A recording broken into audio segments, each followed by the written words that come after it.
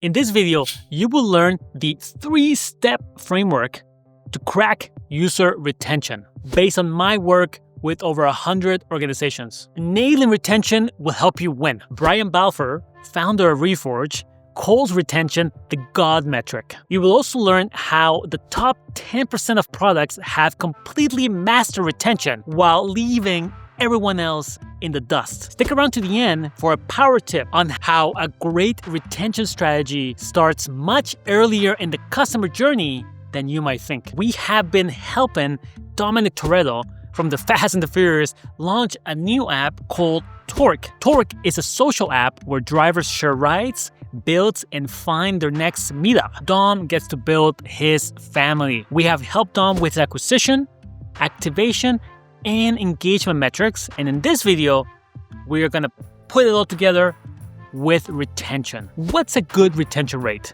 What's really going to keep drivers in their seats? In step 1, we need to define success. Retention varies widely across different apps and categories. Let's turn to the product benchmarks from Amplitude.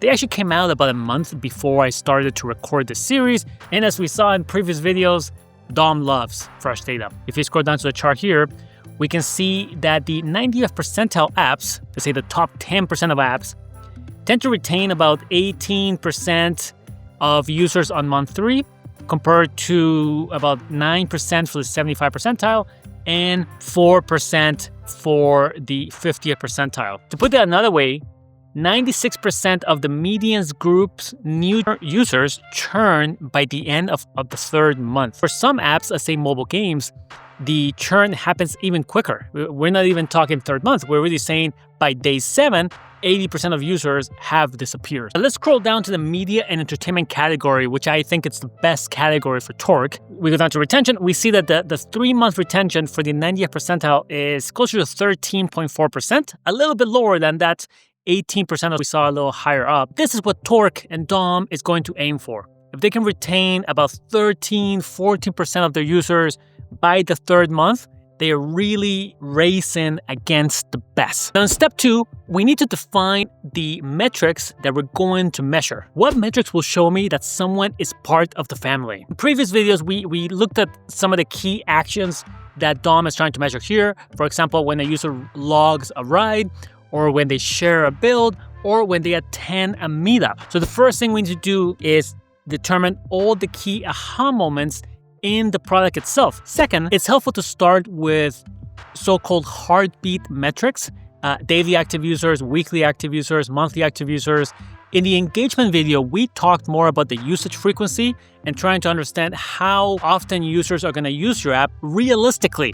Not every app is a daily usage. For Dom, he chose a weekly usage frequency. Third, it's helpful to create cohorts to understand timelines of the user. And under each of those timelines, he can start to see how many users are reaching aha moments and how many of those aha moments. And then how can we encourage that? And from there, they can start to determine our communication strategy, push notifications, email notifications, SMS, how we design certain features and what we emphasize versus not to specific users depending on where they are in that timeline. A few other things to measure that can also helpful. How long does it take for a user to log 1 ride, 2 rides, 3 rides, 4 rides? We can look at stickiness. That is, what product features seem to be more sticky than others. And finally, any kind of friction points and how can we reduce them or eliminate them altogether. Qualitative data is fantastic here. We'll look at how to track all of the data, both the quantitative and the qualitative, in the next section. Step 3 is around how to track the metrics from step 2. How do I actually track who stays and who bails from my family? All right. Well, you know, if you join the app and then you leave, Dom might find you, and I'm sure he can find you. Tracking is when we start talking about tools. We have touched upon tools through all 3 videos in the series, especially video 1, where we looked at lots of tools, but we're really referring to the product analytics tools such as Mixpanel, Amplitude, Pando, Heap. And for all your aha moments, we want to convert those into events. So ride logged, build shared, attend meetup, and you may have other events to flesh out the journey for each aha moment, as we talked about for the ride log, the 4 or 5 steps that happens before a user can actually log the ride. And for each event, you then want to include event properties to specify what's going on. So the user logs a ride, maybe track what kind of car they are logging, how long the ride was, when the ride was. I also want to show a couple reports so you kind of wrap your head around what it looks like to track retention. First, we have cohort analysis. Now, this is from Amplitude, but again, many of the tools in this space have the same reports. In a cohort analysis, typically you have a first step and then a second step. Let me actually open this. In this case, for example, we're looking at new users who then came back and played a song or video. So then down here, you get the cohort analysis table. And this is a daily retention right now, but we can make this weekly, for example. We can see that on August 11th, there were 64,000 new users who get grouped into a cohort. And then you can then track those 64,000 users over week 1, week 2, week 3, and week 4. And then what percentage of those 64,000 came back and played a song or video during the specific time frame. This chart can be broken out by any data point you might care about, perhaps user acquisition channels, device information, region information, any event properties you might have. The second report is the stickiness analysis. In this case, we take an individual event, let's say the same play or song video, but then we want to know how often users come back and repeat that event within a time frame. We have a weekly time frame, and this is telling us that 29% of the users came back and played a song or video at least 5 days within 1 week. You start to figure out which features are users coming back and using multiple times during our usage frequency and which ones they are not. For qualitative data, you can really focus on two things. One is just interviews, being able to jump on calls with users. It can sometimes be difficult to get users to agree to interviews.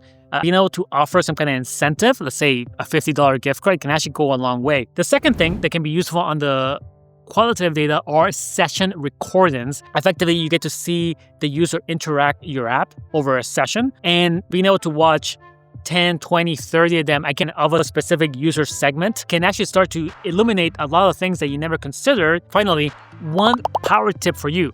You may think that your retention starts after engagement, but in reality, retention starts all the way at activation. We can see that 69% of top performers in 7-day activation were top performers in 3-month retention. This makes sense.